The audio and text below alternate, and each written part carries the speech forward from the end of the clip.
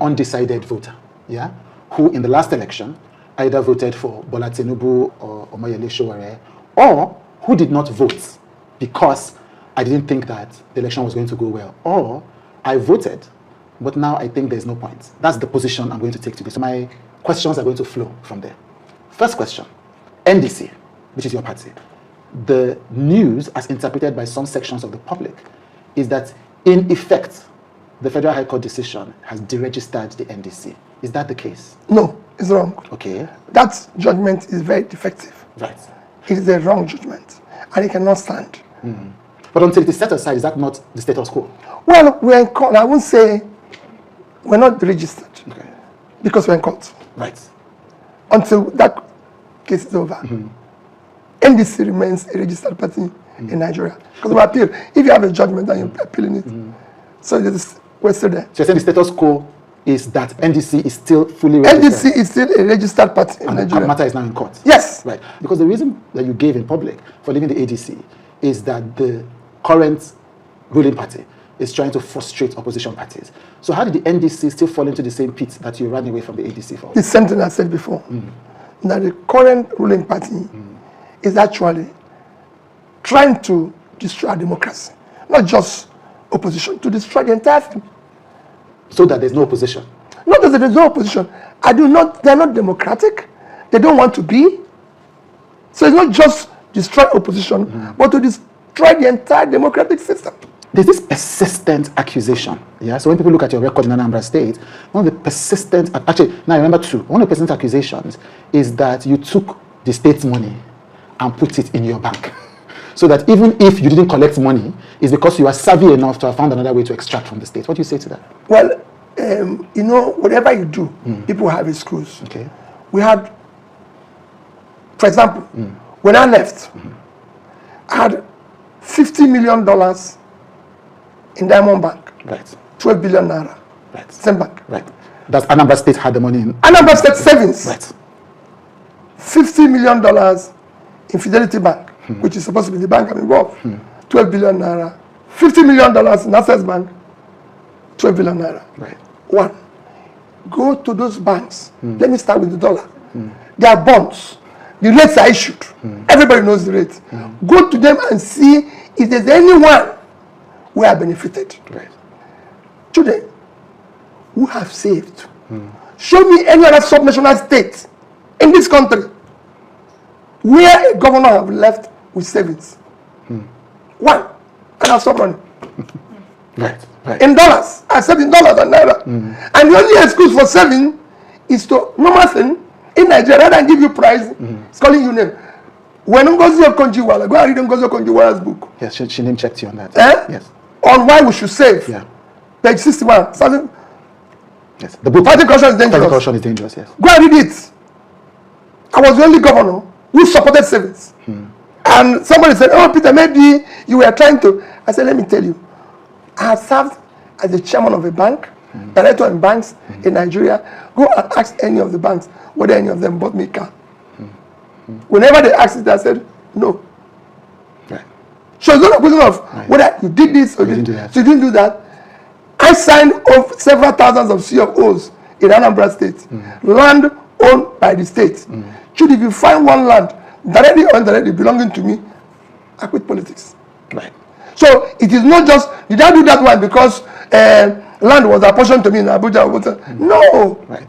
So the question about putting money in the Fidelity Bank is irrelevant because it's a question about... Let another person put it in his bank and save it for the state. As long as it is saved. As long as it's saved. Right. Or why didn't they keep the one I saved? Or move it somewhere else? So what's your plan for security? Because essentially, one of the big cases against Goodluck Jonathan, who you supported then, leaving office, was that security had collapsed in the country. For a voter like me, that was a key issue. But it seems that 11 years after, 12 years after, we have returned... Far worse. So now the government says, one, it is opposition politicians, and two, it's a global collapse. That is nonsensical. Okay. Why is it nonsensical, and what are you going to do differently? It requires political will. One person must be in charge. Is that the government is in charge? Or they're in charge? If I'm in office, one person must be in charge. And I can tell you I'll be in charge. So you think President Tinubu is not in charge? No, it doesn't show the capacity. Right. Truly, if I have, let me use Ibadan for example. Okay. If I have 40 children in the bush, I'll be in Ibadan. What difference would that make?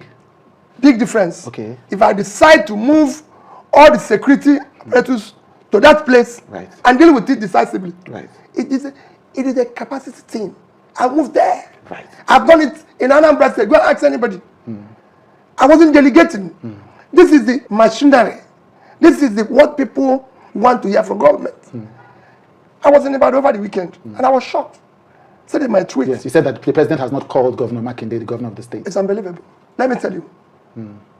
Today, forget security. Right. I had an erosion in a place called Umuchiani in Ekulobia.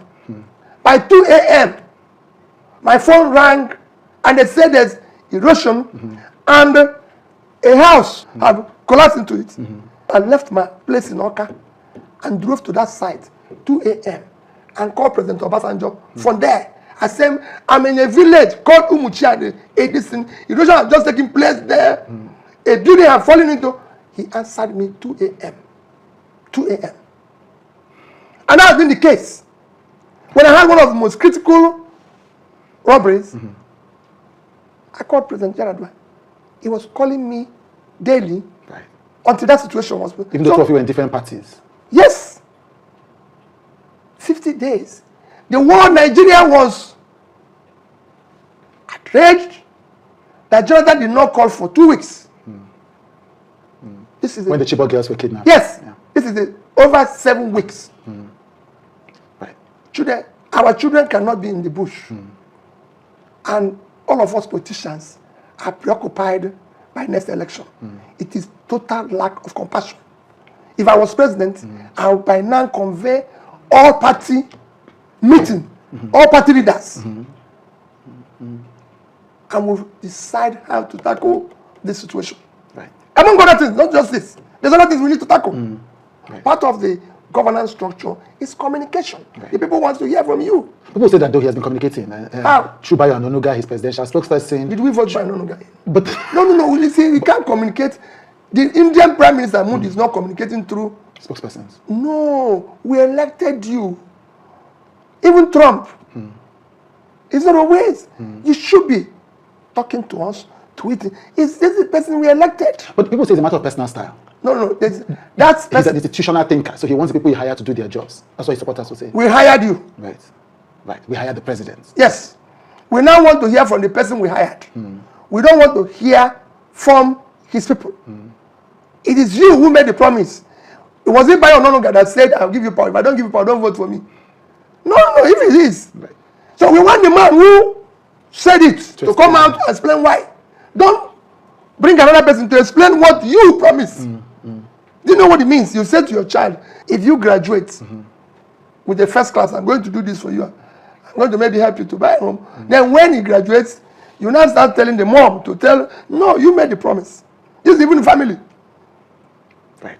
He, in his own campaign, family said, if I don't provide this, don't vote for me for second tenure. The other good thing is that since you don't provide it, to say, I have failed. The British Prime Minister has just done it. Honorably. That is the leadership this country requires now. Jonathan had issue with Chibok girls. Only one school kidnapped. Nigeria was outraged. It didn't come for 2 weeks. That even became worse. The president was calling for his immediate resignation. Now we have had over a dozen school kidnapped. He didn't even call the chief executive at the sub-national level for over 7 weeks. When it was over 2 weeks, I asked somebody to go. Okay. The honorable thing is to show example of what you preach by saying, I made a mistake. I'm going. Because I lack the capacity to deal with this issue. Right. The same thing on and on. We now need people who preach and do what they preach. Right. We're tired of these excuses. Right. But is it practical to expect him to resign? Because people say it's grandstanding. This is over the period of the past 6 weeks. You've made the third call to resign this morning. It's not grandstanding. Okay. It is what should be the new norm. That when you don't, I've just said, I will deliver minimum of this right. in 4 years. Right. Even if I'm not contesting the next election, should I deliver it? Because it underlines to my integrity my character, my person, Right. to have promised that. Right. When I was going to Anambra, I said, I'm going to change education. I'm going to change health. And I tackled it head on. Right. The way they are going now, truly. Yes. So there's a possibility you may not be a candidate based on how Not even good candidate. I might not even be alive. I'm telling you. Every single thing I do for a living, this government is frustrating it. Deliberately so. Everything. So there's even possibility if they have opportunity, I will not be alive. Oh wow, that's a big. It's an accusation. I know I get frustration every day. Because you do things that you think they will be normal. It is not normal any longer. They won't come directly and say, oh, we're doing this, but you could see their hand in everything. So the government is attacking you personally. They're attacking everybody who is in opposition personally. Right. I'm being attacked personally. Right. Everything, even to provide me with necessary things that I should have been entitled to. Not at all. You're struggling to get it every day. Every day, you're struggling to get it. Little things. I had a case recently at the airport Okay. where people who work in the airport came and locked my car. And I said, it's me. The person on the side said, doesn't care. But I said, look at the cars of other people. And you could see them talking to each other, you know, as if, who is this one? We have divided the country, breeding hatred among us. That's why I keep saying, I want to bring back unity where there's division. I want to show love, compassion, care. It's gone out of here. I said, I'm looking at somebody. He locked my car in front of me. And saying, you're not supposed to park here. But there's cars here. So what is the exception to my own? Should the Anansi people I know at the airport, they will not greet me. Because they are fearing that if they greet me, They become targets of the government. thank you. And now people send me invitation and say, my son, my daughter is wedding, but please don't come. Yes. Judy, I'm telling you, I'm doing this, but I just want to notify, but don't come. I'm doing burial of my days, but don't come. These are my friends. Because they're afraid of being targeted by the government. Completely. I'm doing 70th birthday, I'm doing 60. Peter, you know how these people are. Don't come. Wow. What country is that? You can't live like that. And everybody's saying, Peter, be careful. Peter, be careful. What is being careful? I went to, but the governor said, this man has not called. And I said, this. They said, no, Peter. But I've told my children. I've told my wife. Whatever happens, so be it. You sued your ex-wife ally, Kenneth Okonkwo, to court. Yes. He has said that that is anti-democratic because it's a question of freedom of speech, that other people he attacked on your behalf did not sue him to court. Why should you? Thank you very much. Kenneth Okonkwo said, as my spokesperson, he has so many hidden things that if he's provoked or sued, he will bring out. And that's the only thing I'm suing him, to bring those things out, because we must now examine the background of those who want to serve. We are tired of getting in there and we find out that they used to do this, they used to do that. Let's examine it now so that if I'm not qualified, I'll withdraw. Some of the people who criticize you say your army that led you to win the election in Lagos State and in other states that people didn't expect, that army has dwindled because those voters think, for whatever reason, that their vote will not count, that an opposition party cannot win against the current government. It is designed so. And that's why I'm appealing to them. Those who are living off the confusion, those who are mortgaging your future, are the ones that are making you believe so. The earlier you realize that even the bonds Nigeria is issuing today are going to be paid, go and check it, 2048, 2050, 2045. We won't be there then.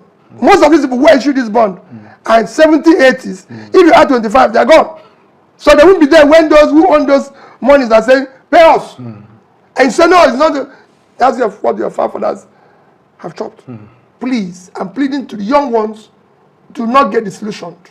It is designed for you to be disillusioned. They are the ones running to South Africa and are being killed. Not those who are stealing their money. They are the ones who are dying in the ocean. They are the ones who are dying in various places trying to escape this. And I'm saying to them, let's die here. I'm ensured that this rot stops. This is not a country. There's no way we can say that politicians of today in Nigeria are human. If we are, truly, we will not be talking today about the next election. Our preoccupation is how do we get our children out of the bush? How do we put food on people's table? How do we ensure that our children are in school? There are things we should be talking about. Nobody's talking about it. We are preoccupied in the wrong direction. Our compass is headed in the wrong direction. Right. We must now stop. And they are the ones who tell us to stop. Right. And because they are disillusioned, that's it. They are being arrested by Yahoo. Let me tell you, I said it before and I continue to say it. Several of the Yahoo boys are people who push into that frustration. There are people who have talents, who if we support very well, can turn the same talent productively. But nobody's asking of them. They're on their own. And these are things I want to do, to mobilize that talent for revolution in different areas. Look at us not being in the World Cup. With the level of talents we have all over the place. We're a tiny country like Cape Verde. You mentioned that. 500,000 people. They're not even up to the people in Ajegunle. I've several times the number of people who live in Cape Verde. And it's in Ajegunle that we had created all those talents that used to play. But nobody cares about them any longer. Look at the amount of money people are stealing in government. Money they don't need. Look at what you're seeing everywhere. Somebody owning 50, 70, 100 houses. How? We don't care. We're now rich where we're having agencies.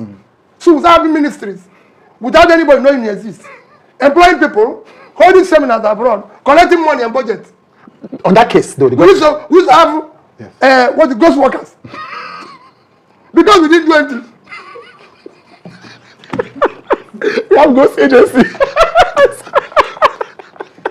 Soon we become ghost ministry. I'm sorry. Yes, ghost governors and ghost presidents. Okay, final 3 questions. Last time we spoke in last election, you talked about, I asked you about structure. And you said the structures that these politicians have are structures of criminality. The structure of today's politics is structure of criminality, which must be dismantled. Right. But people say the reason why you selected Kwankwaso and abandoned Dati is because Kwankwaso has structure. Why is that not a structure of criminality? He's an entrenched Nigerian politician. Let me tell you, you don't know Kwankwaso. Okay. Kwankwaso is one politician that I can say it anywhere who cares for the interests of the poor. He believes in pulling people out of poverty. He believes in training a child of nobody to become somebody. And that, for me, aligns with my position. He believes in education. Truly, the biggest driver of development is education, human capital. It is not physical infrastructure. It's human infrastructure. That's what the Asian tigers did. That's what the Chinese did. That's what Malaysia, that's what everybody did. That's what we need to do. I have millions of out-of-school children which we want to tackle from day one. Go and read my tweet on the 1st of July. I said my 2 things I hit head on is education and health. Kwankwaso believes in education.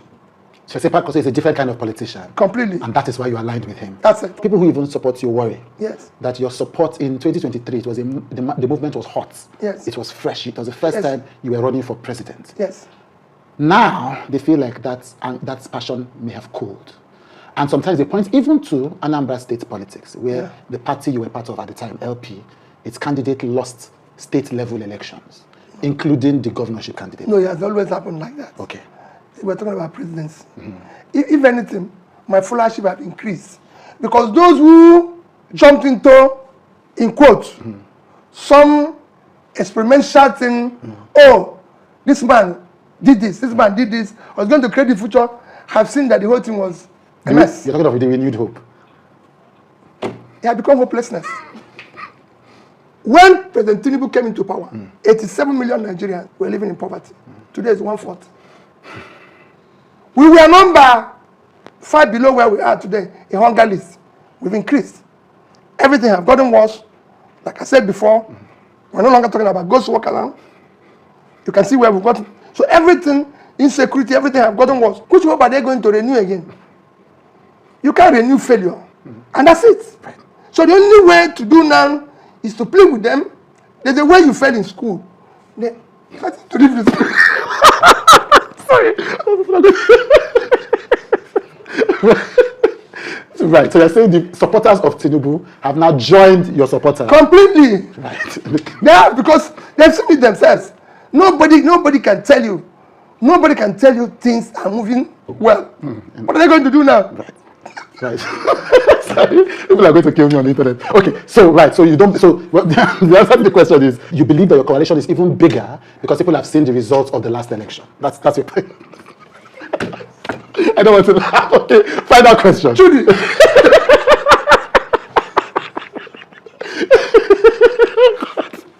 Right. Those who have business. The whole studio is cracking up. The whole studio is cracking up. The whole studio, my crew is cracking up. Right. People had business. When he came into power, have collapsed. Oh, it's not funny. Yeah. They collapsed. They're not people who are selling. What's happening, Kuli Kuli? I didn't expect it. They're not people selling quickly. Who had business when he came. Oh, Akaya. Yes, no. I said those who had business when he came. Right. I'm not become. Oh, Lord. Okay, final question, sir. Why should... I'm crying from laughter. Final question. Why should people vote for you instead? So you made a case that people should not vote for President Tinubu. For President Tinubu. People are voting for an opposition candidate. Why should it be you? Why will I be voted? It's for you to look at my past and look at what I'm saying now. Right? Somebody asked me yesterday, said that Pastor Adeboye said Tinubu has tried his best and he's not happy. And I said, no. Pastor Adeboye remains a very, very, very revered, respected religious father. We might believe in his genuineness and goodness, and that his prayers of people like him is what is actually keeping us now. Right. Right. And that what he said was correct. Okay. He said he has tried his best. He's trying his best. That's it. It's the correct answer. Right. The question to ask, is his best good enough? In where we find ourselves today, that leads to the issue of capacity. Right. Right. When I talk about leadership, I say competence, capacity, compassion, commitment, character. These are the issues. Somebody today, President Tinubu is tired. I need to go home and rest. Thank you so much for joining me today.